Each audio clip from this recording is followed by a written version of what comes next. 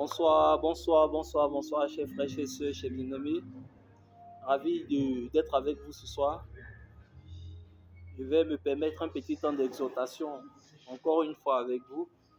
Et comme la semaine dernière, je vais commencer ce temps d'exhortation par cette anecdote. Vous raconter cette anecdote et poursuivre cette exhortation.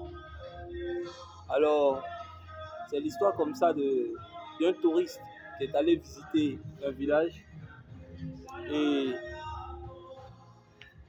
arrivé dans le village, non loin de l'endroit où il résidait, il va apercevoir à une altitude de 30 mètres un aigle qui volait.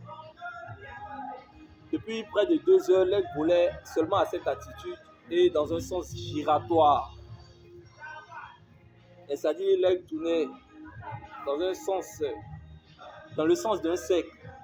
Et alors, le monsieur, étant cultivé, savait que ce genre d'oiseau était fait pour voler très haut.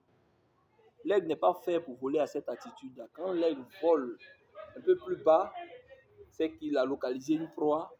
Et quand il tourne quelques 20-30 minutes, quand il pique, il saute. Mais l'aigle ne passe pas 2 heures à une altitude de 30 mètres à tourner en bourrée.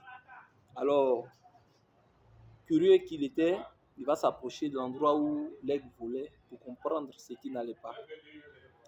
Et étant un peu plus proche, il va se rendre compte que l'aigle était lié à une corde. Il y avait une corde qui était attachée à l'une des pattes de l'aigle. Une corde naturellement de 30 mètres. C'est ce qui empêchait l'aigle d'aller un peu plus haut.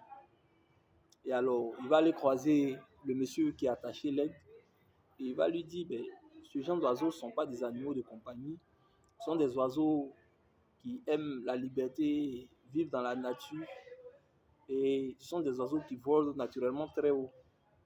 Le monsieur va lui faire comprendre qu'il a découvert cet aigle-là tout petit, malade, il a soigné, il a nourri jusqu'à ce que l'aigle ait cet âge-là.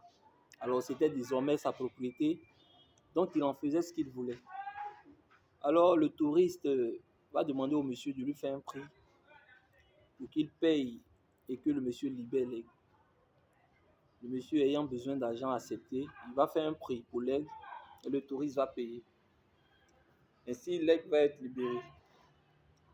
Figurez-vous, chers frères, chers sœurs, chers bien-aimés, que un peu plus de 3 heures après être libéré, l'aigle continuait à voler